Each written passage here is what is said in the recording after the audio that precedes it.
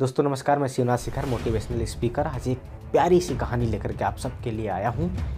कहानी है दो लड़कों की जो एक गांव में रहते हैं। दोनों लड़कों की स्थिति बड़ी ख़राब रहती है। घर की स्थिति इतनी दयनीय है कि दो वक्त की रोटी का बंदोबस्त नहीं हो पाता है। घर की स्थिति देख करके, माँ बाप की परेशानी को देख करके दोनों लड़के तय करते हैं कि क्यों ना हम लोग शहर जाएं और शहर से कुछ पैसे कमा करके लाऊं। वो दोनों लड़के घर से बाहर कमाने के लिए निकल लेते हैं और जाते हैं एक शहर को।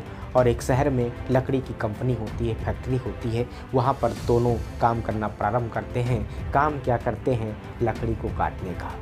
मतलब कि जो फैक्ट्री का मालिक होता है, फैक्ट्री का जो ओनर होता है, वो दोनों लड़कों को लकड़ी काटने का काम देता है कि जंगल में तुम जाओ और तुम लोगों को लकड़ियाँ काटनी है। तुम जितना अधिक लकड़ी काटोगे उतना अधिक तुमको मैं पैसा दूंगा। दोनों लकड़ी काटने की मजदूरी प्रारंभ करते हैं। धीरे धीरे पूरा साल बीत जाता है। पूरे साल कठिन मेहनत करते हैं। और होता क्या है कि एक दिन कंपनी का मालिक दोनों लड़कों को पास में बुलाता है। उसमें से एक लड़के को प्रमोशन लेटर देता है। कहता है, लीजिए तुम्हारा प्रमोशन हो गया है। आज से तुमको अच्छा कमरा मिलेगा, अच्छा खाना मिलेगा और अच्छी तनख्वाह मिलेगी। और तुम्हारा काम भी अब लकड़ी काटने का नहीं रहेगा। तुम्हारा काम उससे अच्छा होगा और तुम्हारा खास ख्याल रखा जाएगा। जबकि दूसरे लड़के का कोई प्रमोशन नहीं होता है। यह बात देख करके वो दूसरा वाला लड़का बहुत उदास हो जाता है, चिंतित हो जाता है, हैरान हो जाता है, परेशान हो जाता है। और वो दौड़ा दौड़ा अपने बॉस के ऑफिस जाता है, अपने मालिक के ऑफिस में जाता है और कहता है, श्रीमान जी क्या मैं आपसे एक सवाल पूछ सकता हूँ? उसका बॉस मुस्कुराता है और कहता है, हाँ क्यों नहीं, बिल्कुल पूछ सकते हो। वो कहता है, श्रीमान जी ये बताइए कि दोनों साथी, दोनों मित्र हम एक साथ आपके कंपनी में, आपके फैक्ट्री में आए हुए थे। आपने एक का प्रमोशन कर दिया है और मेरा तनिक भर भी ख्याल नहीं रखा, जबकि दोनों ने एक साथ काम प्रारंभ किया था और एक ही काम कर रहा था। बात सुन करके वो बॉस मुस्कुराता है और कहता है कि देखिए, दोनों एक साथ आए, दोनों ने एक ही काम प्रारंभ किया, लेकिन दोनों के काम करने में अंतर था।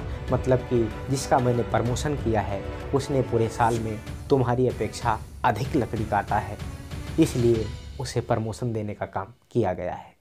वो लड़का कहता है कि सर आप ये कैसी बात करते हैं, हमने भी उसी तरह से मेहनत किया है, हमने भी ढेर सारी लकड़ियाँ काटी है। बॉस कहता है, फिर भी तुमने उससे कम ही काटी है। तो उसने कहा, तो श्रीमान जी ये बताओ कि आखिर उसने मुझसे अधिक लकड़ी कैसे काटी है? बॉस फिर मुस्कुराता है और उस लड़के से कहता है कि देखिए, इस प्रश्न का उत्तर तो मेरे पास नहीं है, तुम जाओ और उसी लड़के से पूछो, वही तुमको इस प्रश्न का उत्तर देगा।